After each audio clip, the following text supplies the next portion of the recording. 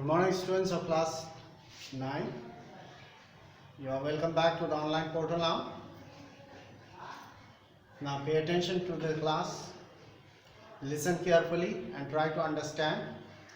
We are doing the chapter climate and we have reached the Indian monsoon. Now let's begin now. There are altogether 6 points. Number 1, to understand the mechanism, the process of the monsoon, to understand how monsoon works, the following facts, the following truth and facts are important to know. So these facts and truth must be learnt and understand.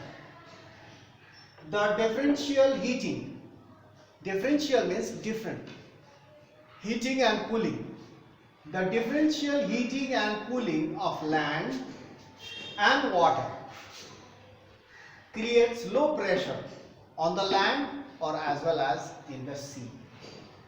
So in our previous class I have told you that when the temperature is high, there will be always low pressure. When the temperature comes down, the pressure will be high, just the opposite. So the differential heating and cooling of the land and water at different times of the year creates low pressure on the land mass of India, while the seas around experience high pressure. During summer, the India gets very hot. The land of India gets very hot. Here low pressure is created and the sea is still cool. So there high pressure. From high pressure, the wind blows towards the low pressure. So that's called a sea breeze. In small terms, it is called sea breeze. In big terms, it is called monsoon. So now here, this is one. Number 2, the shift, the change of the position of the intertropical convergence zone, ITCZ, that is monsoon trough. In summer, over Ganga Plain. In summer, the monsoon trough will be above Ganga Plain. It is also, that is, equatorial trough, usually 5 degrees north of equator. These equatorial trough, or you can say the rain-bearing clouds, the equatorial trough or monsoon trough, that is usually 5 degrees north of the equator, is also known as monsoon trough. Monsoon trough, wherever the monsoon trough passes above the land, there will be heavy rainfall. So that's called monsoon trough. So this has to be understood. The presence of high pressure area east of Madagascar, almost 20 degrees south of the equator, over the Indian Ocean. This area is of high pressure. This high pressure area affects the Indian monsoon. Here is high pressure near the east of Madagascar. There is a high pressure and India experiences low pressure during summer, and from high pressure the wind starts blowing over the ocean and enter India, bringing clouds, bringing rain bearing clouds. Now next, number 5, Tibetan Plateau. Platea. Tibetan Plateau gets extremely hot, intensely heated during summer. During summer, the Tibetan Plateau, it's very rocky and it's very hot, creating low pressure. All the air from the plateau, it rises up in the sky. There will be vertical current of the air. It goes up, rises.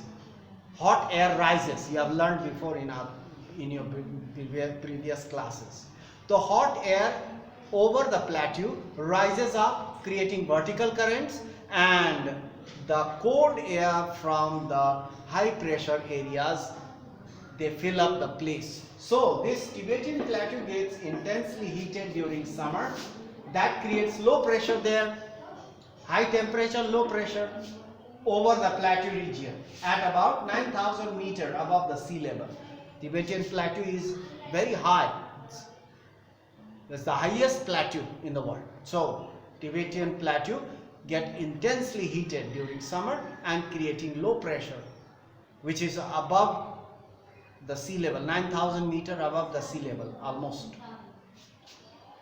the movement of the westerly jet stream to the north of Himalayas during summer, the westerly jet stream will be towards the north of Himalayas, and in winter it will be towards the south. So in this way, the movement of westerly jet stream to the north of Himalayas and the presence of tropical easterly jet stream over the South India during summer. So this also affects the monsoon. So these are the facts that affect the monsoon. This has to be learned. So in our next class we'll continue about this. So that's all for today. We'll meet in the next class and continue our lesson. Thank you for watching so attentively and being with me in this class. So thank you very much.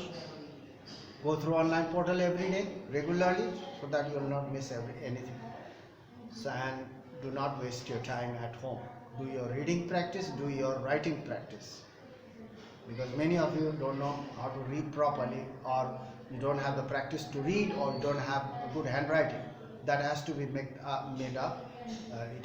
You have to make up for that at home, so that you will not spoil your handwriting and lose the reading practice. So that's all for today. We'll meet in the next class and continue our lesson. Thank you for watching.